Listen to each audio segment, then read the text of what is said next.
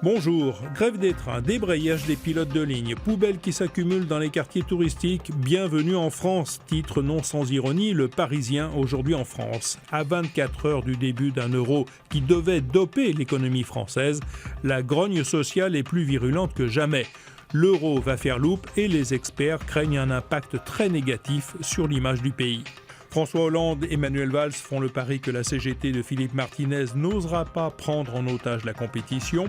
Une sortie de crise par le pourrissement est donc sur les rails, selon nos confrères, d'autant que, comme le relève Le Monde, le secrétaire général de la Confédération syndicale voit que l'opinion est en train de se retourner. Manifestants, casseurs, zadistes ou encore islamistes radicaux, il faut en finir avec la tyrannie des minorités. C'est l'une des flèches relevées par le Figaro dans le discours de Nicolas Sarkozy en campagne dans la banlieue lilloise. Un discours dans lequel le futur candidat à la primaire des Républicains a insisté sur la tradition chrétienne de la France et fustigé le politiquement correct qui a conduit au renoncement à sa tradition culturelle et à ses valeurs. Le gouvernement souhaite contrôler de manière plus stricte l'ouverture des écoles sous contrat, notamment pour éviter que certains établissements musulmans se transforment en foyers de radicalisation. La Croix s'inquiète ce matin de voir la liberté d'enseigner placée sous surveillance.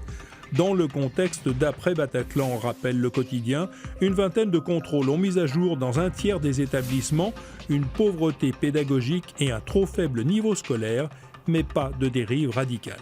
3 semaines après avoir révélé que des dizaines de tonnes de cannabis avaient été importées en France pendant des années avec la complicité de policiers, Libération apporte de nouveaux éléments au dossier qui attestent de l'existence d'un trafic contrôlé en haut lieu, ce que Libé appelle un trafic d'État opéré dans une opacité jugée suspecte, soi-disant pour mieux appréhender les trafiquants.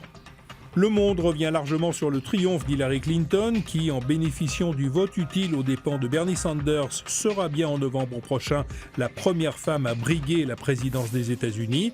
Elle souhaite bâtir des ponts entre les gens plutôt que des murs, comme son adversaire Donald Trump, qui a promis d'exploiter toutes les controverses liées au couple Clinton.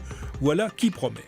À la veille de l'Euro 2016, d'anciens grands footballeurs des 24 pays qualifiés ont été interrogés par l'équipe.